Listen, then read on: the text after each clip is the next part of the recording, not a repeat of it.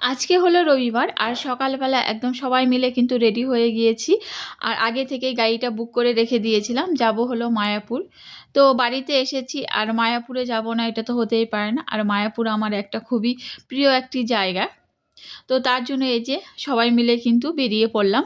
তো আরও একটা বোন কিন্তু আমার সামনে থেকে উঠবে।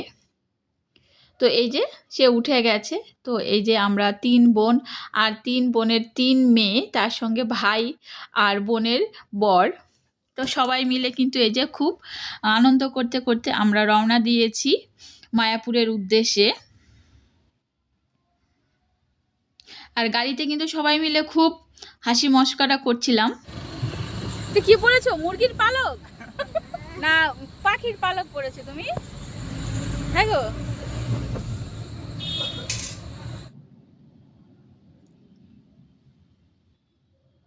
আর এই হচ্ছে আমার বোনের মেয়ে আর আমার মেয়ে।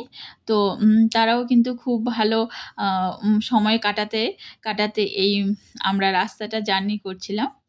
তো অবশেষে আমরা প্রায় ২ ঘন্টা জার্নি করে এই যে চলে আসলাম চৈতন্যদেবের মাসির বাড়িতে। তো এইখানে কিন্তু আমরা দাঁড়িয়ে প্রায় আধা ঘন্টার মতো সময় কাটিয়েছিলাম এইখানে। বেশ ভালোই লাগছিল। তারপরে কিন্তু চলে আসলাম মায়াপুরের ইস্কন মন্দিরে। তো এইখানে এসে কিন্তু হালকা বৃষ্টি ছিল, তো ওয়েদারটা কিন্তু অনেকটাই ভালো লাগছিল, ঠান্ডা ঠান্ডা। আর ঘুরতেও কিন্তু বেশ ভালো লাগছিল।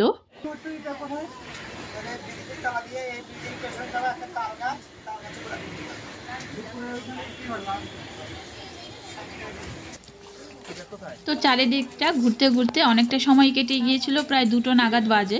তারপরে কিন্তু আমরা খাবারের জন্য কুপন কেটে নিয়েছিলাম। তো এই ভবনটা কোথায় তো সেটা কিন্তু আমাদের জানা ছিল না। তো এই ফলওয়ালা ভাইয়ার কাছ থেকে জেনে নিয়ে আমরা কিন্তু এই যে চলে আসলাম ভবনের সামনে। আর এই যে সবাই কিন্তু এক একটা করে কুপন সবার হাতে নিয়ে নিলাম।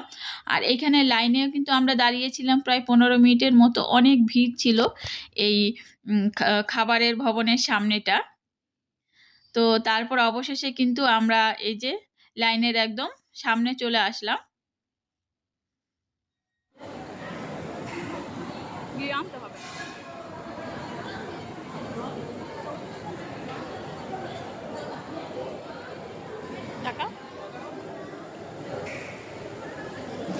তারপর কিন্তু এই যে আমরা খাবার প্রসাদ নিয়ে নিলাম। তো ভগবানের প্রসাদ বলে কথা।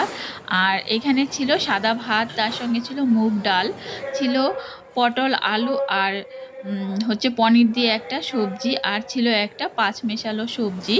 তো প্রসাদ তো ভালোই হবে খেতে।